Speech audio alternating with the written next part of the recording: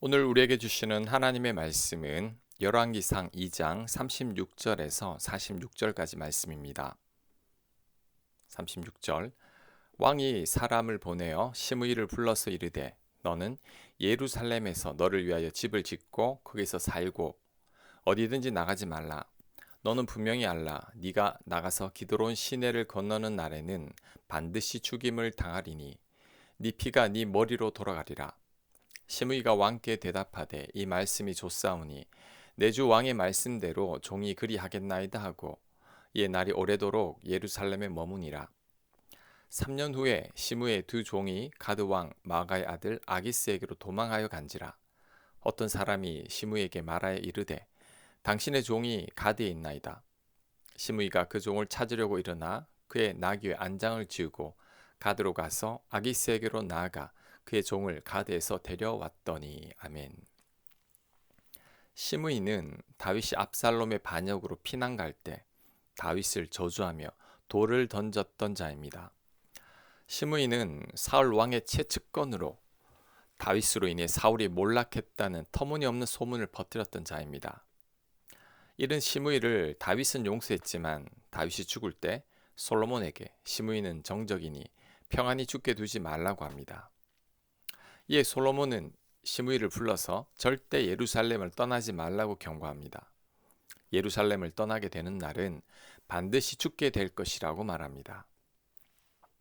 그 후 3년이 지나서 시므이의 종이 가드 땅으로 도망을 가게 되고 시므이는 이 종들을 찾아서 예루살렘을 벗어났다가 돌아오게 됩니다. 이 소식이 솔로몬에게 들어가자 솔로몬은 부하를 시켜서 시므이를 죽입니다. 시므이가 약속을 어겼기 때문입니다. 46절입니다. 여호야다의 아들 브나야에게 명령하매 그가 나가서 시므이를 치니 그가 죽은지라. 이에 나라가 솔로몬의 손에 견고하여 지니라. 아멘. 시므이가 죽자 나라가 더 견고해졌다고 합니다. 시므이는 다윗을 대적했으니 아들 솔로몬도 대적하는 인물입니다. 언제든지 반역할 여지가 있는 자이죠. 그러니 제거하는 것이 솔로몬에게 더 낫습니다. 또한 시므이를 제거하는 것이 아버지 다윗의 원수를 갚는 것이고 다윗의 유언을 지키는 것이죠. 그런데 이 사건에서 한 가지 의문이 생깁니다. 시므이가 왜 예루살렘을 벗어났을까요? 예루살렘을 벗어나면 죽을 것이라고 경고를 했음에도 불구하고 왜 예루살렘을 떠났을까요? 두 가지 이유 때문일 것입니다. 첫째, 솔로몬의 경고를 망각한 것입니다. 두 종이 도망을 쳤으니 경제적으로 큰 손실이죠. 그 손해만을 생각하느라 솔로몬이 예루살렘을 떠나면 안 된다는 경고를 잊어버린 거죠. 결국 두 종을 찾으려다가 자신의 목숨을 잃게 되었습니다. 우리들도 이럴 수 있습니다. 세월이 흐르면 우리들도 잊어버리고 망각합니다. 하나님의 말씀을 잊어버리고 하나님의 뜻도 망각하게 됩니다. 가장 큰 이유가 우리도 이익과 돈 때문이죠. 두 주인을 쫓다가 하나님을 잊어버리게 되는 것입니다. 결국 우리도 시므이처럼 행동하게 되는 것이죠. 신앙생활의 완성은 절대 없습니다. 과거의 신앙으로 절대 현재를 살아갈 수 없습니다. 믿음 생활은 떨어지는 폭포 반대편으로 노를 젓는 것과 같습니다. 잠시라도 노를 젓지 않으면 폭포로 떨어집니다. 그런데도 과거에 받은 은혜나 과거의 신앙을 아직까지 자랑하는 자들이 있습니다. 사실 이들은 믿음이 퇴보한 것입니다. 받은 은혜를 다 잊어버리고 망각한 것이죠. 참 믿음은 어제보다 오늘이 나은 것입니다.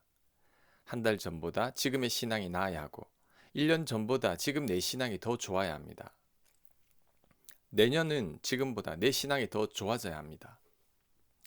내가 아는 하나님도 날마다 바뀌어야 합니다. 과거에 내가 믿는 하나님과 지금 내가 믿는 하나님이 같다는 것은 퇴보입니다. 하나님은 알아가면 알아갈수록 더 무궁무진합니다. 그 사랑과 자비와 긍휼은 형언할 수 없을 정도로 크죠. 그 사실이 날마다 깨달아지고 새로워지는 것이 내가 믿음 생활을 잘하고 있다는 증거입니다. 또한 사랑하는 마음도 더 커져야 합니다. 믿음 생활한 지 10년이 되었는데도 아직도 예전처럼 사랑하지 못하고 있다면 나는 퇴보한 것이죠. 내 인격이나 성품도 바뀌지 않고 있다면 심각한 퇴보입니다. 하나님 사랑과 은혜를 안다면 절대 그럴 수 없죠. 스스로 믿음 생활을 잘하고 있다고 착각하고 있을 뿐이지 사실은 은혜를 쏟고 있고 받은 은혜마저도 다 망각하고 잊어버린 것입니다. 세월이 흐르면 우리는 반드시 성장해야 합니다. 내 믿음과 성품과 사랑하는 마음은 더 자라야 합니다. 돈보다 하나님을 더 사랑해야 합니다. 바뀌지 않는다는 것은 퇴보입니다. 그러기 위해서는 하나님의 말씀과 은혜를 망각하지 말고 늘 간직하고 있어야 합니다. 둘째, 시므이가 예루살렘을 떠난 이유는 세월이 지나서 설마 나를 죽일까 하며 방심한 것이죠. 3년이라는 시간이 지나니 시므이의 마음도 느슨해졌을 것입니다. 그래서 시므이가 종을 찾기 위해 잠깐 예루살렘을 벗어나는 정도야 괜찮을 것이라고 생각했을 겁니다. 하지만 그로 인해 시므이는 죽음을 맞이하게 됩니다. 우리들도 시므이와 같은 모습이 있습니다.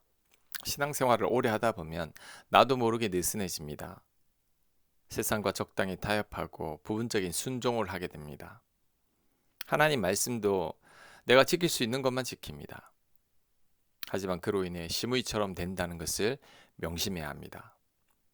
믿음 생활은 결코 쉬운 게 아닙니다. 잠시라도 긴장의 끈을 놓지 말아야 합니다. 그래서 바울은 날마다 자신이 죽는다고 했습니다. 자신을 날마다 죽이지 않으면 자신의 믿음을 지킬 수 없었기 때문이죠. 그러니 우리들도 절대 방심해서는 안 됩니다. 특히 믿음 생활 오래 한 분들이 더 조심해야 합니다. 교회에서 직분이 높은 자들은 더 조심해야 합니다. 스스로가 선줄로 생각하며 넘어지고 있다는 것을 모르고 있기 때문이죠. 방심하면 우리도 시므이처럼 영적인 죽음을 맞이할 수 있습니다. 늘 하나님께 집중하며 하나님 말씀을 가까이 해야 합니다. 그럴 때 세월이 흘러도 우리의 신앙을 지켜낼 수 있을 것입니다. 아멘. 묵상과 적용 질문입니다. 나의 믿음은 작년과 비교했을 때 더 성장한 것이 있다고 생각하십니까? 시므이처럼 방심하거나 적당히 타협하면서 신앙생활을 하고 있지는 않은지 점검해 보시기 바랍니다. 기도합니다. 하나님, 은혜를 망각하지 않게 하옵소서. 세상과 적당히 타협하거나 방만한 삶을 살지 않게 하여 주옵소서. 예수님 이름으로 기도합니다. 아멘.